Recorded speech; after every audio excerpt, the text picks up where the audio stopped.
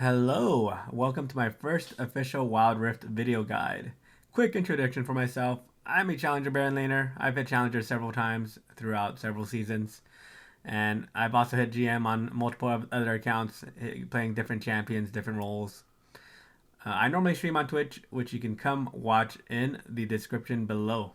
Now, you must be thinking, wait, you're a Challenger Baron laner. Why is your guide on Blitzcrank? Well, sometimes I get autofilled as support, as everyone has experienced, and to me, traditional supporting doesn't really jive with my playstyle. So, what I do instead is a heavy roaming support gameplay that focuses on punishing their jungle and relatively their support as well. So, everyone knows the cheese of getting their buffs pulled by Blitzcrank. I mean, that part is easy, but what I do is that I take it one step further and stick to their jungle using the knowledge that I have about jungle pathing and basically make it so that they can't play the game for the first 5 to 10 minutes. So before I get into the gameplay, let's go over my build. So first of all, we're going to talk about items. The great thing about Blitzcrank is that he's the perfect example of a low gold requirement support, meaning he does not need gold to accomplish his role in a team. Everything that supplements his hook can be bought within 2 items. Essentially, you'll start level 1 with boots and then rush that into a proto belt. What type of boots you get doesn't really matter. You can get tenacity, armor based on their team, or even just swifties to move around the map faster. It just depends on how you want to play it. Next up, you get Deadman's. Deadman's helps increase your movement speed, move you around the map a lot faster. And then at most, maybe a Bramble. Just in case their team has healing, just grab a Bramble to give you that extra bit of tankiness. After that, your items don't really matter. You can just build whatever you want. Zeke's, Protectors, Vow, just extra tankiness. It doesn't really matter. The first 2 items are the most important, and honestly, that's all you need to go to win the game, really. After items, runes, I like to run Aftershock. Aftershock is a nice ability. None of the other ones really matter for Blitzcrank. So Aftershock, you get a bit of tankiness whenever you pull or do a knockup. So you can use that to give a little bit of extra damage when you gank, or just to really give yourself tankiness to get out of a situation. Next up is weakness. Same deal. You apply a lot of CC onto the enemy team. So all it does is make it easier for your team to do more damage, and you give yourself a little bit of more damage. Adaptive Carapace is a nice choice for a Resolve rune. Allows you to get that extra bit of early health, which does matter for that level 1 invade. And gives you that extra tankiness level 1. None of the other ones really matter. Maybe at most Hunter Titan, because you should have the most teamfight participation. So Hunter Titan is pretty nice if they have a lot of tenacity, or sorry, a lot of crowd control. Lastly, I like to get Pathfinder. This allows you to get extra movement speed, move around the map faster. I mean, moving around the map is the number one thing about playing Blitzcrank, so Pathfinder is the way to go when you want to play a roaming support. Lastly, we'll talk about spells. You must be thinking, why do you have Smite?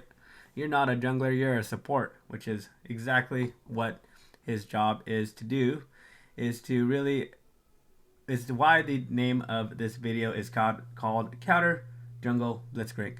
Essentially, that Smite is to apply a lot of pressure on their jungle. Now you have 2 methods of messing with their jungle: your hook and also your Smite.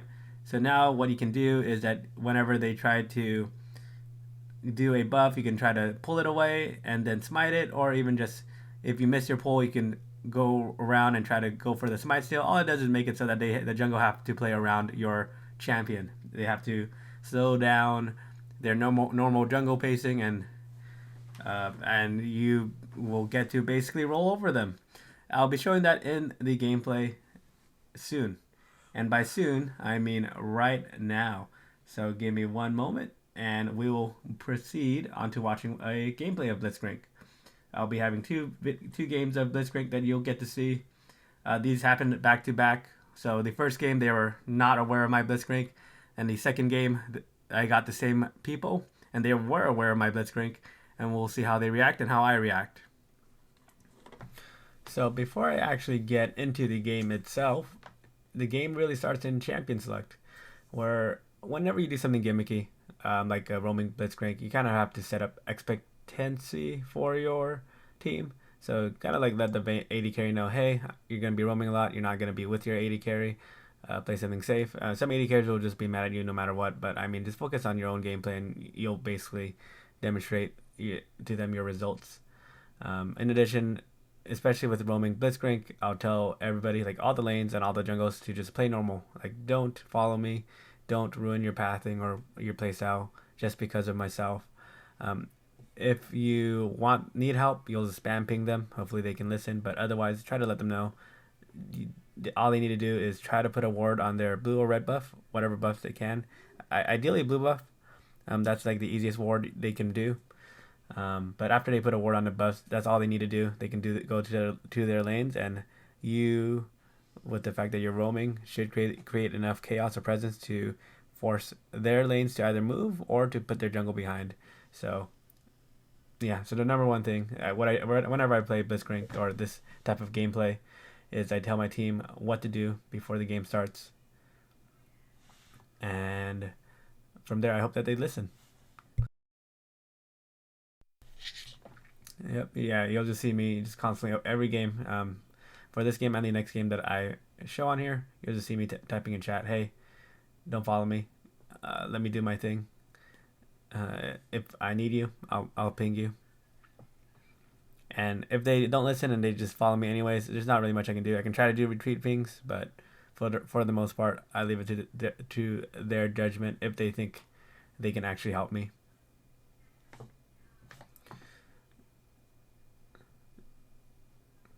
So looking at our team as well, we have a strong Baron laner. Olaf versus Darius. Olaf will generally win that matchup. So if I can create an even lane state where their jungle can't gank or they can't do anything, ideally like Olaf should win against Darius, and that should just get us ahead um, as Blitzcrank. So I start level 1 boots. So one thing about boots, remember, it is an active ability in Wild Rift, meaning that when you tap onto boots, it gives you a boost of movement speed. So it just allows me to get around the map faster. In addition, I see that Mundo's on bottom side, so I'm thinking, oh, okay, he might be doing blue buff, but I see that he's starting to rotate up to red buff. In addition, the reason I wait in this bush is to see if they put any wards in the pixel bush, the bush in front of me, or the bush at the entrance of river. I see they haven't really walked over there. They didn't put any wards. So this just means I can walk to the red buff freely. So I put a ward on the red buff, and I see that he's just doing raptors. So I'm just here to kind of distract him. I'm trying to smite it, but it's gonna be hard. I don't think I really get an opportunity to smite it because he can just hit it and smite it right after his auto attack. So it's really hard to get the timing down, but it is slowing down. It's clear. He's busy trying to hit the raptors while also dealing with me. And so I just wait in this bush to see if he does red buff, and looking at his pathing, he doesn't go over any wards. He's not doing red buff, so he has to be moving over to blue buff. So I asked Diana to put a ward over blue buff, and there he is. So I just do a quick cheeky grab onto the blue buff, and now he's delayed even further. So right now he's only done raptors, while Graves has done red raptors and also finishing his blue buff. Right now he should be doing a wolves or gromp. I stayed in mid lane a little bit there just to hit level 2. Gives me that extra bit of movement speed level with the W, so that I can get to where I need to be faster and get out as well. So I see that he's starting red buff, so I just run straight up to his red buff, grab it, and then I walk away. I could have smited here to get a little bit of extra health, but I wanted to save the smite just in case he stays on red buff, which he might actually be staying on red buff here.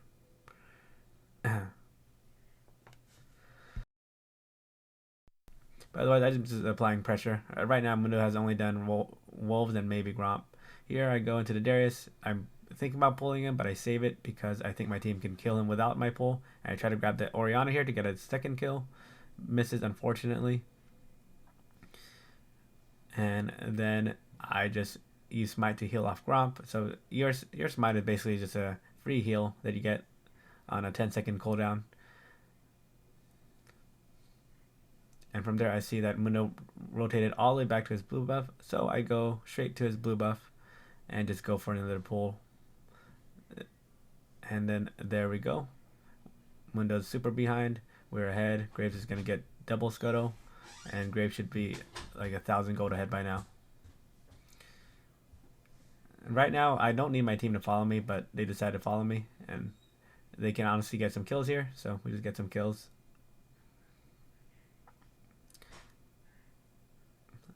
The Varus right there, for some reason I didn't see the Varus. I should have, if I noticed that Varus, I should have committed onto the Varus and he would be dead right there. But unfortunately, I walked back into the jungle because I wanted to take the blue buff so that Mundo didn't have a buff to really do and to just keep putting him behind. But looks like they just go back into their jungle and the Mundo's fighting for that blue buff.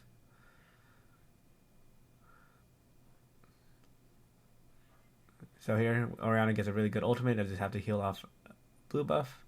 And looking at Diana, Diana got the blue buff. Mundo's behind, didn't get the jungle camp, and we just all walk out safely somehow. Honestly thought we would die at this point, but luckily we did not. So here I'm just staying in mid lane. There's no one in mid lane, so I just got to get a little bit of solo EXP. I'm just at this point I'm a little bit behind in levels as well, but I'm Blitzcrank, so it doesn't really matter. I hold the wave for Diana so that Diana can get even more gold and get even more ahead than their lanes. I should have stayed a little bit longer just to get level 5 here, but it's honestly not a big deal. Levels don't really mean much, and I can get EXP easily. As soon as you get 1,000 gold, when you get a chance, you do want to go back for that Proto Belt. Proto Belt is the #1 item you can really get on Blitzcrank. It makes it really easy to engage with your hook and so forth. So here I see they're fighting top lane, so I'll do my own gank myself. Unfortunately, Darius got 5 stacks on Olaf, which I didn't respect. And Soraka comes with a really good counter gank, and I'm just going to get run down right here. Diana's going to come as well, but it is unfortunately too late for me, and I also gave Darius 5 stacks. And this might get Diana killed as well, which it does not. But that was my fault. I shouldn't have tried to finish killing Darius, but that was a good roam by Soraka.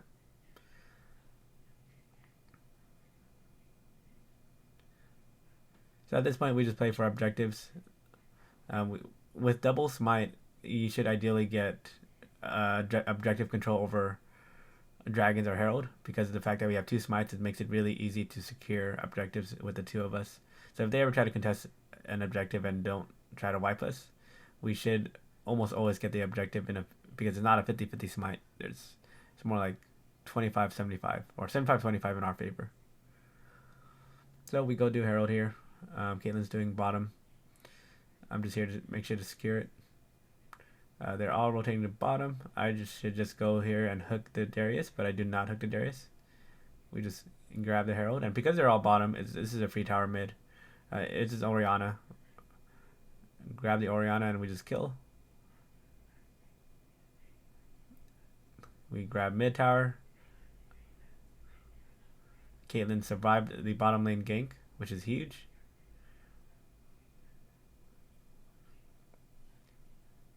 And we just keep applying pressure onto their jungle. Help Diana with getting blue buff, and we basically control their side of the jungle. From this point onward, it's sort of just normal Blitzcrank gameplay. You just want to move around the map wherever you can, around the objectives that you want to take. So at this point, the objective here is bottom tower. Olaf won the 1v1 top lane. They took the top tower. Mid tower's gone. So right now, the only play really to make here is that bottom tower. So we just finished taking this tower. And then we can go home, buy some items, and go look for the next play. So once all the outer towers go down, really at this point of the map is super open on the enemy side, and you can just make big plays with your team. I buy a Bramble here because they have a Mundo, or Mundo and Darius, so it's a really easy buy. And I just look to see where we can get kills. So I see a Varus overextended. I'm just gonna go run straight to that Varus and try to look for a kill there. He's gonna back off, and because I see that he backs off, I'm just looking around their jungle because there's nothing that can kill me by themselves in their jungle. I smite the wolves, and then we just get a kill on Orianna. And it is all about roaming right now. You just want to move around the map as much as you can.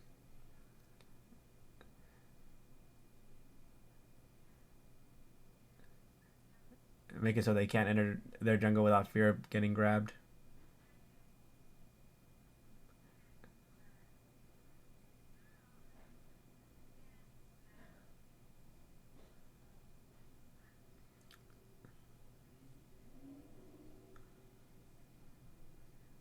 And just chatting with the team. At this point, they're demoralized. The game is almost over. Here, I just did a proto belt for the sake of proto belting to get into them. I almost survive. The bleed barely gets the last tick on me. But we get both inner turrets, and then next is really the only other turret to really get is that inner turret, and then we just get dragon here. But at this point, they can't really make any proactive plays. Their team comp doesn't really allow it, and they should be surrendering right now. So that was game 1. And next up, I'll do game 2, where it consists of members on my team going against me, and so they are aware of what I like to do as Blitzcrank, and so we'll see how they react to it and how I respond into their reaction. So this will be my next game. So we have Neverwinter, Double Winter, who was the Olaf from the last game, on his Mundo, and several other high elo players. By the way, this is the beginning of a new season, so even though it shows as Diamond, a lot of these players are Grandmaster or Master players or Challenger players. A lot of them are experienced, so just trust me on this, that this is a pretty high elo game still.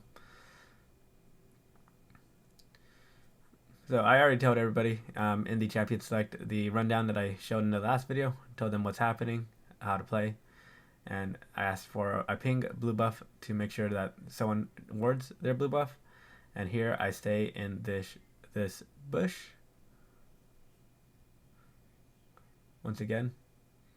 So they put a ward in that bush, so now I know, okay, they're onto me. They're going to ward that bush and make it so that I cannot go the straight path into their red buff. So what I do instead is that I take the long way around all the way to their tri-bush, because normally Baron lane won't ward that tri-bush. They're just going to go help leash their jungle, and because of that I can get a nice grab onto their red buff, and I get chased down by Mundo here. But I mean, Mundo's missing so much from top lane. He's missing an entire wave, and Mundo is going to have to come back to his lane. So I kill this ward here, and I decide, you know what, I have enough health. I'm just going to keep going for this. I could have maybe waited a little bit longer, but I wanted to go for this red buff. So I grab the red buff again, and then I'm just going to flash out, and I just try to make my escape. I don't think I can make my escape. I try to ping Lucian for him to come to see if he can maybe save me, but this is not a savable situation, which is fine though. Renekton is still far, far behind in his jungling. And so right now they're having a early skirmish fight in our jungle, which is good for us. Jarvan can heal off blue buff, and they should just win and collapse on that team fight. So they win that skirmish, and I just go back for their red buff again. And Jarvan's listening to me. He's not worrying about invading. I'm just going to pull red buff again. Renekton doesn't get to do the buff anymore, and Jarvan does scuttle. At this point, Renekton's tilted. He's absolutely tilted. He doesn't know what to do. He's still staying on red buff, even though I'm still off the map. Thresh comes, but I don't want to risk anyone dying. So what I do is I go all the way around again. I know that Renekton's clear is a little bit slow still. Like, it's still possibly still alive. I go for the grab. What I should have done was smite it as soon as I grabbed it, but unfortunately because I didn't smite it, he gets the red buff. So he gets to have one red buff this game. I dodged the hook, but unfortunately they collapsed on me, so I'm just going to die here. But it was worth a shot. If I had managed to grab and smite the red buff, he would be super behind still. But right now, Renekton goes straight to his blue buff and tries to do his second camp of the game. So here, Jarvan and Kennen invades on their own. That's a very weak Renekton. bullied out of his own jungle by my team. So that's really well played on their part. But Thresh is coming and they need to get out. So here, I just need to run and try to catch up to them. I'm still only level 2, so I'm still pretty behind in this game. And I think while I do try to help, unfortunately I'm not able to help them. And I just need to make a break for it. Xayah flashes for me for some reason, so that's a summoner spell blown. So not exactly the best early game. Ideally, I don't want to die, but I'm not too worried about dying because it is still setting their jungle behind in this game. It is worrisome that Mundo got a kill on Lucian, solo kill on Lucian in particular, but it's fine. I'm applying pressure through this fight right here. I cut off the Diana. I'm trying to give this kill to Kennen, which is why I'm not just auto-attacking him. But because Kennen can't reach Diana anymore, I decided to just take the kill for myself. I get levels for that. I get 2 levels for that, I believe. And I accidentally take that second kill. Not on purpose. But now I'm caught up in levels. And we just play for this objective. Kennen will be coming back from base. So I just put some deep wards into their jungle. Generally warning that Raptor Red entrance is always very good because it gives you a lot of information about the team that you're going against. So right now, this is going to be an early Herald fight. So keep in mind, remember we have 2 smites, they have 1 smite. So with my smite, we managed to secure the Herald. And at this point, we just kind of have to peel back because we're not going to win this fight. We just need to get out of this fight. But we came out of that with a 1-for-1 trade along with taking Herald, which is good for us. So here I finally get my protobot. I have a lot of gold. I took like 2 kills in that entire exchange from mid lane and also Herald. So now we just fight for Dragon. I have Smite, Jarvan has Smite, and right now Mundo is still top lane, who's sort of their carry right now. Mundo's doing the best right now. So I just go out straight onto Xayah with Proto Belt, knock up, hook, and Xayah can't really react to it. They're just dead. So the thing about Blitzcrank is that he has very good single target lockdown. You basically make them unable to play the game, assuming you land everything for at least two seconds, just because even no matter how much tenacity they have. Here I should have hooked a little bit earlier because the fact that Thresh threw that lantern, that was Diana's only way to escape. So I just needed to aim that hook towards the Thresh, but I didn't do it. Mechanical misplay on my part. Like I said, I don't main support. This is the champion that I play when I don't want to play support, but I want to play macro. So here, Ezreal gets the tower. He dies for it. I don't know why he took extra tower damage, but it's fine. Not a big deal. The fact that we get a tower is huge. We get first tower, and it enables us to have a tower advantage, which lets us play for other towers on the map. This also gives me a chance to get a little bit of solo EXP, and also I just want to defend this tower from Xayah so that Xayah doesn't get a bunch of free gold from hitting the tower. So here I have the potential to kill if I land a hook on Xayah, but unfortunately I don't. But Kennen is cleaning up. What I should have done was not proto-belt into them, and I should have proto-belted away. I overestimated how much damage my proto-belt did, but it's fine. We're still very, very ahead. It's not like I'm worth a lot of gold. I don't have a killing spree or anything. Like, overall for me, kills don't really matter too much in this game. Like, it matters to an extent, but macro is how you win the games. And macro is what we will do here, because now I have Herald. Mid tower is still up. Mid tower is the only tower really left, and top tower is the only tower left to play. Whenever I get Herald, I'll always prioritize taking mid tower with the Herald over any other towers. Mid tower is one of the most important or influential towers in the game, and I would say it's worth like 2 side lane towers to take that mid lane tower. So Mundo's running up top. I see that there's 2 top right now, so that means that there's less people in mid lane, and so there's 4. Like we have a number advantage right now, right? So we just go in, we pop everything onto Xayah, and now we just take the mid tower for free because it's 4v2. So you have to keep in mind also the numbers advantage that you have. That was a good engage by Diana, but no one to follow up. So really, it was a bad engage because there's no one to follow up on that Diana ultimate.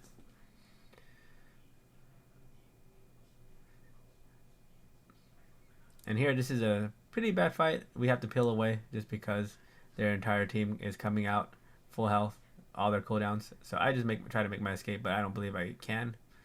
So I'm just trying to go as fast as I can, distract them, lead them away from towers, lead them away from the objectives.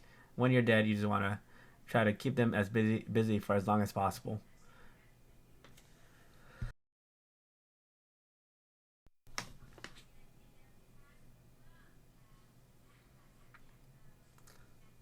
But we do take their mid tower, and we have their top tower now. Because they sent everybody mid lane, we just naturally have more gold right now. And the only real objective to play for right now is Herald and Dragon. So we should always fight for every Herald and every Dragon. So I'm running at light speed. And my team is going to engage on them. Our team fighting is better than theirs. I mean, we're still ahead. I mean, Renekton is fairly behind in this game.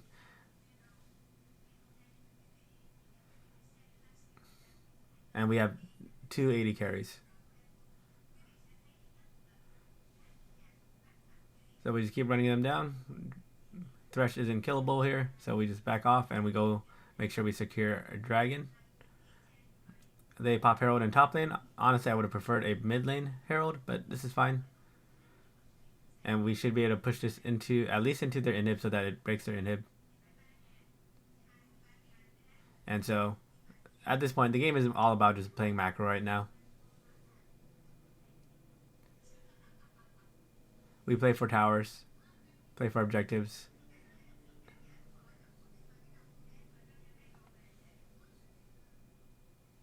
And here I see Renekton running down to Jarvan just because Jarvan's dragon clear speed is very slow. So I'm just here to help secure dragon and help this Jarvan out.